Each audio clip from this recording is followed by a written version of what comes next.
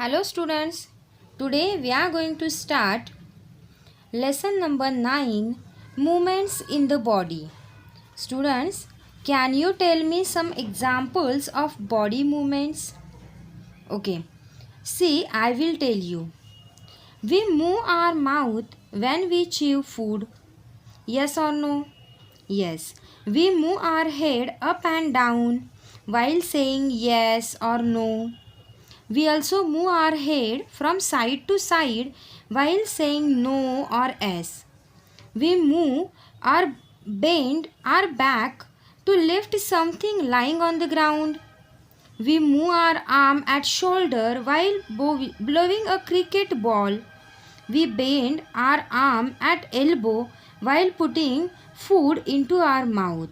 We bend our fingers of our hand to grip of an object. For example, a pen, pencil. We move our legs while walking or running a race. These are just some examples of our body movements. Now, when we move our body parts like mouth, head, arms, hands and fingers, etc., then our body remain at a same place. But when we walk by using legs, then we move our whole body from one place to another. So, the ability of human being or an animal to move its body from place to place or from one place to another is called locomotion. Human beings and other animals show the two types of body movements. First is the movements of body parts only, means movements of mouth, head, backbone, arms, hands, legs and foot, etc. And second, movements of whole body from one place to another. This is called locomotion. Locomotion is a type of movement, but in this movement we move our whole body from one place to another. In order to understand how the movements of our body parts and locomotion takes place, we should first study the bone present in our body which form a skeleton. The various types of joints which exist between the bones and muscles which make the bones move at joint. Firstly, we see the movements in animal. Let us start with earthworm. Students, earthworm does not have bones or legs. It has a muscles which help to lengthen and shorten the body. The earthworm body consists of a liquid-filled segments called compartments joined together. See in picture. Then, when the circular muscles contract, they make the segments of earthworm body long and thin. And when the longitudinal muscle contract, they make the long and thin segments of earthworm body short and fat again. Earthworm move by lengthening and shortening of body alternately by using the circular muscles and longitudinal muscles respectively. We will see how the earthworm move with the help of diagram. See in first picture the normal shape of earthworm body when it is stationary means not moving. In this position, all the segments of earthworm body are short and fat. The bristles on the body of underside are gripping the ground. To move forward, the earthworm contract the circular muscles of front segment, due to which front part of body become long and thin and move by some distance. Then in a next step, the longitudinal muscles or the friction area or the front part of earthworm contract and make it short and fat. And the longitudinal muscles of back part of earthworm contract and make it short. In this way, earthworm complete one step of its movement and cover the small distance. By repeating these steps, earthworm keep on moving further. Then second is the movement in a snail. Snail is a very slow moving animal with a shells on its back. See in figure, the body of snail is soft and consists of a head, foot and shells. The head of snail has a two pairs of tentacles for catching the prey. The large pair of tentacles has a little eyes in them. The shell is outer skeleton of a snail, but it is not made up of bones. Shells contain the internal organs of snail. In dangerous or in unfavorable conditions, the snail withdraw its head and foot into shells. The snail has only one foot under its body. The foot of snail is large, flat and disc shape, which is made up of strong muscles.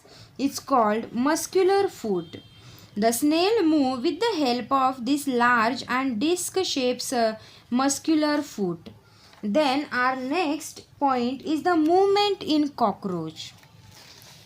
Cockroach is an insect. The body of cockroach is covered with the hard and tough outer covering called exoskeleton. The skeleton of cockroach is called exoskeleton because it is outside of the body. Exo means outside. Exo means outside. Then the cockroach move on the ground as well as fly in air. A cockroach has 6 legs, 3 legs on each side of its body. The cockroach move or walk on the ground by using its legs. Each leg of cockroach consists of a hollow tube joined together. The leg of cockroach can be moved easily by muscles. Cockroach has 2 pair of wings attached to its breast by flight muscles. The cockroach fly in air by moving its wings up and down rapidly with the help of flight muscles. Then next is the movement in fish. Fish can move in water or swim in water because its body is specially adapted for this purpose. Fish is adapted to move in water by having a streamlined shape, flexible backbone, powerful body muscles and fins. So, fish has a streamlined body. The body of fish taps at both ends, means thin in front, thick in middle and again thin at the back. This body shape is called streamline shape. The fish has a flexible backbone to bend its body easily from side to side to move through the water. The fish has powerful body muscles. That muscles help the fish on both sides in moving its tail. Fish has a fins. The thin and flat projection on the body of fish is called fins, and that fins help in stirring and balancing the water.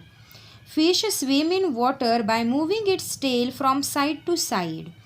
The side to side movements of tail are brought about the alternate contractions and relaxation of muscles. Then next is the movement in birds.